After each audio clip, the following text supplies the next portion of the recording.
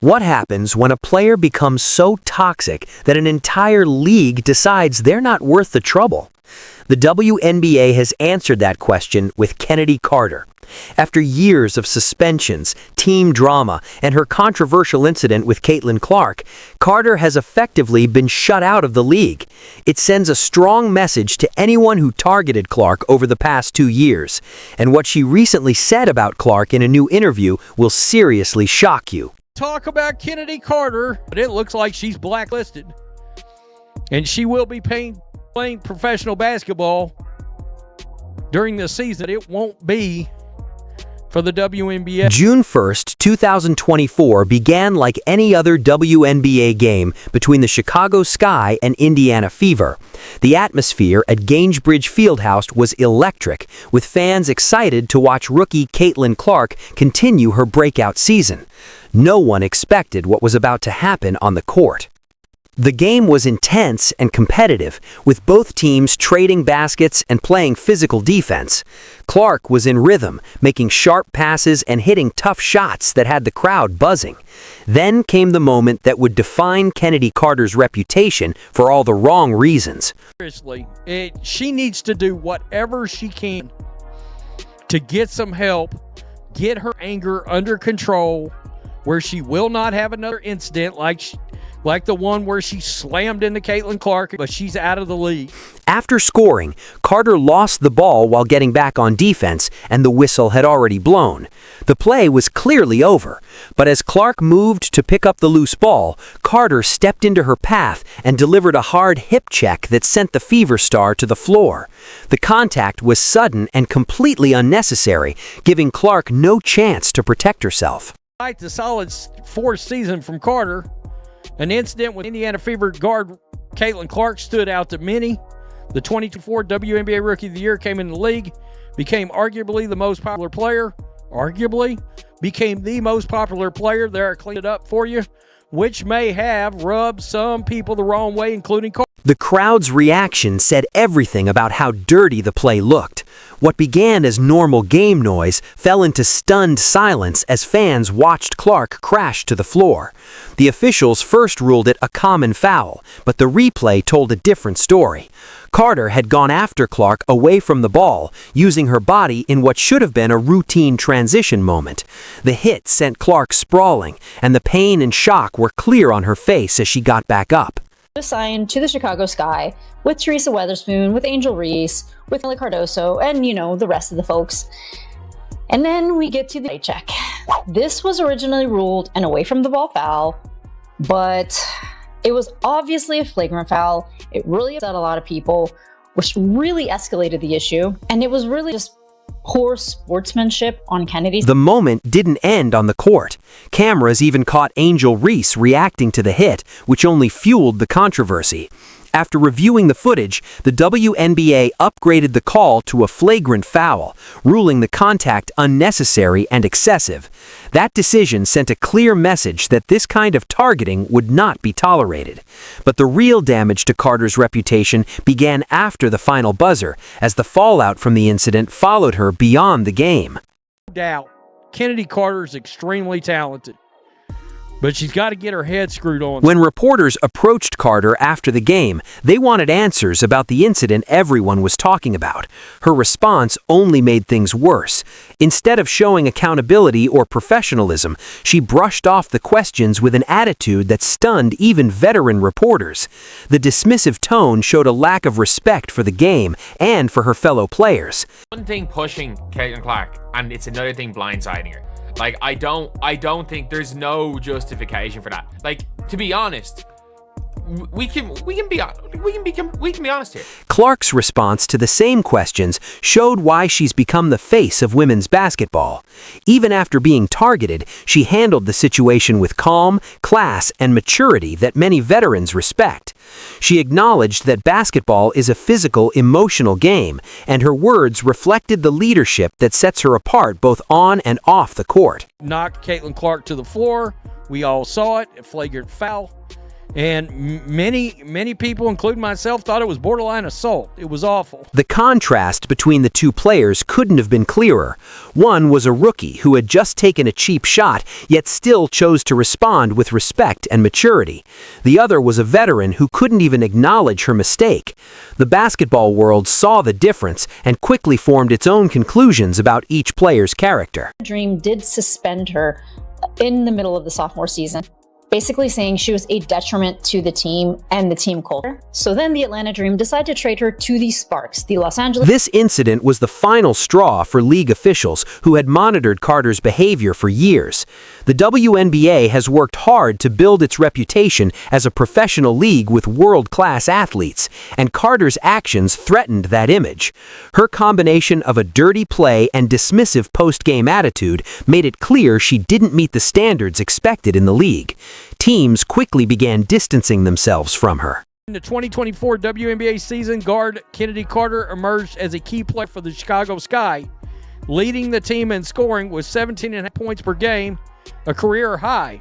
She would still be probably their best pure offensive weapon if she was still on that team. Now, there's a world where Camila Cardoso, and I've said this, will be their best player this year, provided they allow her to ball, or provided Angel Reese gets the hell out of the way, one of the two. Carter's attack on Clark wasn't just a single mistake in a heated moment. It reflected a long-standing pattern of behavior throughout her career. The hip check incident became the final straw, convincing team executives across the league that Carter wasn't worth the trouble she brought to locker rooms and team chemistry. Forward to Friday, Carter, who saw her one-year deal with the Sky come to an end, has yet to sign with the WNBA team. With training camp right around the corner, Carter has elected to join a different league as she awaits another shot at the W.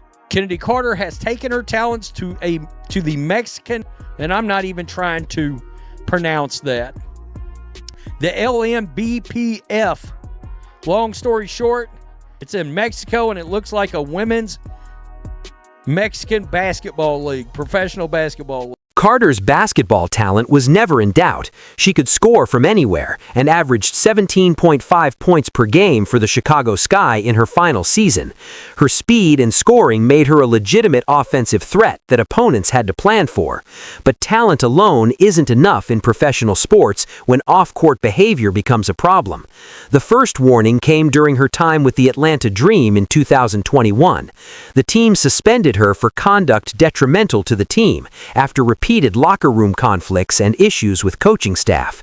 Initial efforts to channel her competitive fire positively failed, and she continued to create drama behind the scenes. She's joining a women's basketball league in Mexico. The WNBA thing looks like a wrap for her for now. And in case you're wondering, she averaged 17.5 points a game last year and literally shot 50% from the field for the Chicago Sky. And she's 26 years old. I get it. I mean, she's got to lay in the bed she made. After her time with Atlanta, she joined the Los Angeles Sparks in 2023. The team hoped a fresh start would help her thrive, but it didn't last. She was benched for conduct issues and eventually waived, continuing a pattern that had become all too clear. Join a team, show flashes of talent, then create enough drama to wear out her welcome. Her conflicts weren't limited to one coach or system. Every organization that gave her a chance ended up regretting it. Chicago represented what should have been her final opportunity to prove she could be a professional. The Sky needed scoring and were willing to take a risk on her talent. On the court, Carter led the team in scoring and delivered strong performances, but behind the scenes, the same issues persisted. Tensions with teammates and staff disrupted team chemistry. While Chicago tolerated her behavior for her production, they were already planning their exit strategy, and when her contract expired, they made it clear by refusing to offer her a qualifying deal. Carter, she got a new job.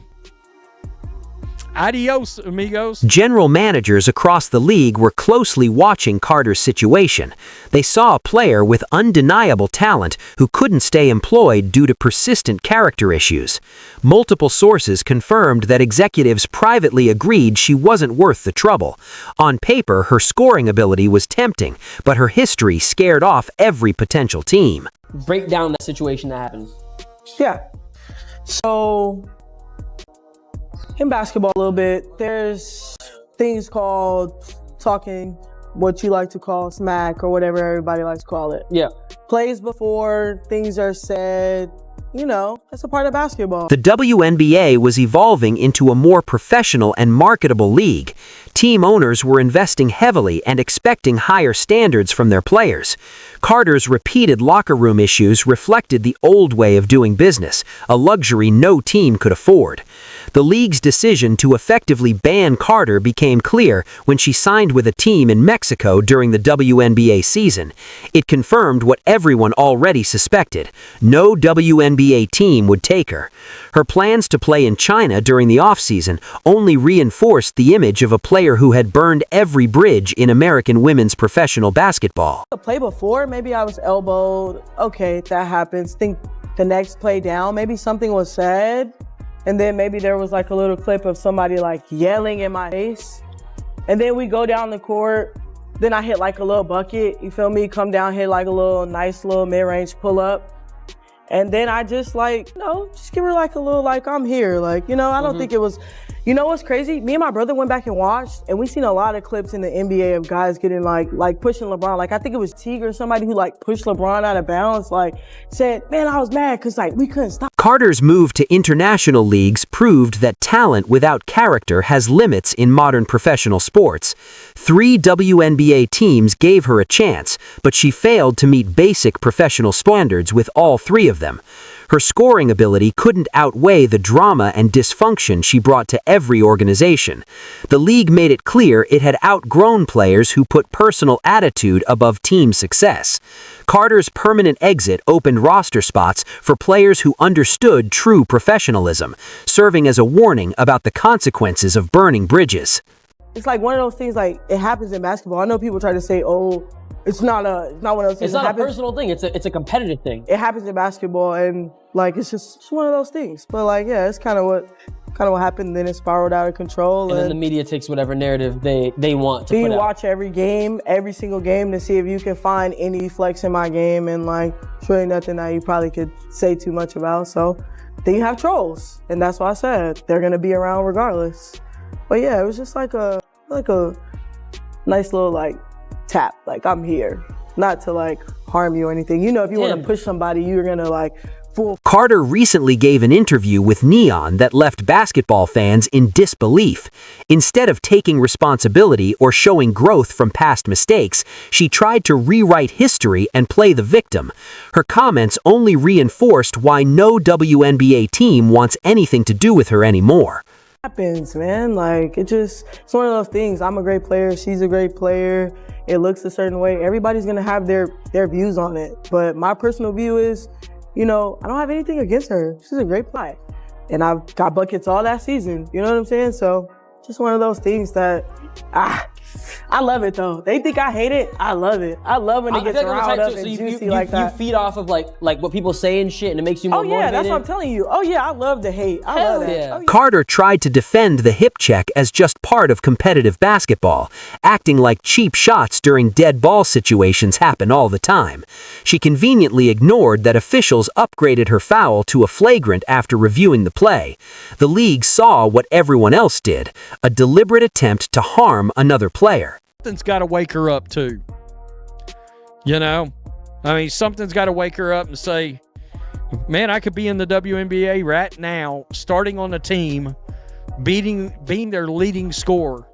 I've got to get my temper and my head under control. I gotta figure it out somehow. The most revealing part of Carter's revisionist narrative was how she ignored her post-game behavior. She acted as if refusing to even acknowledge Clark's name wasn't a big deal, skipping over a moment that exposed her character to millions of viewers.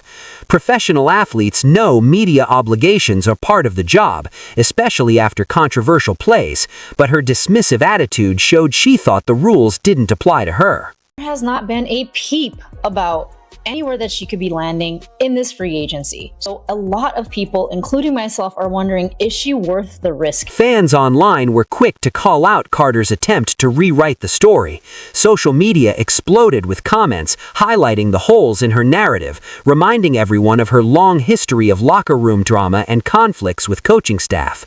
Her repeated behavior across multiple teams made it impossible to take her victim story seriously. She stopped and went through, like, oh, like, that is not, we watched the clip. I need to find the clip. There is no way that we're letting this happen.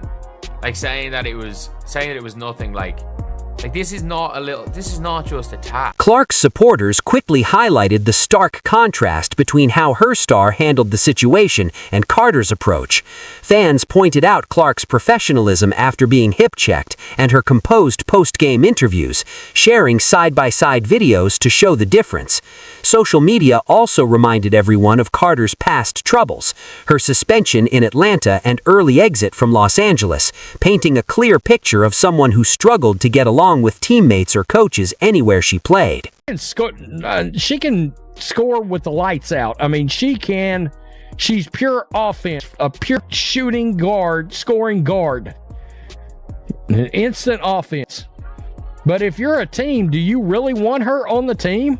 Carter's attempt to justify her actions only fueled frustration over her lack of accountability.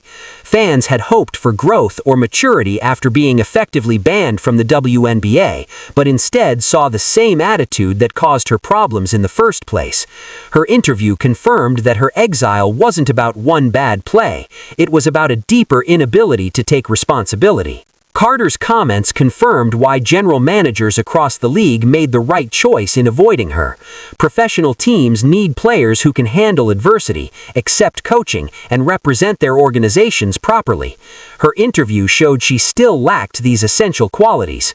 The reaction to her neon appearance reinforced what league officials already knew. Her talent wasn't worth the drama she brought to the team. Her inability to show growth or accountability made it clear that her permanent departure from the WNBA was the right decision. The league chose a path that favors players who build championship cultures, not conflict. Carter's move to Mexico during the WNBA season shows just how far she's fallen from the top level of professional basketball. The league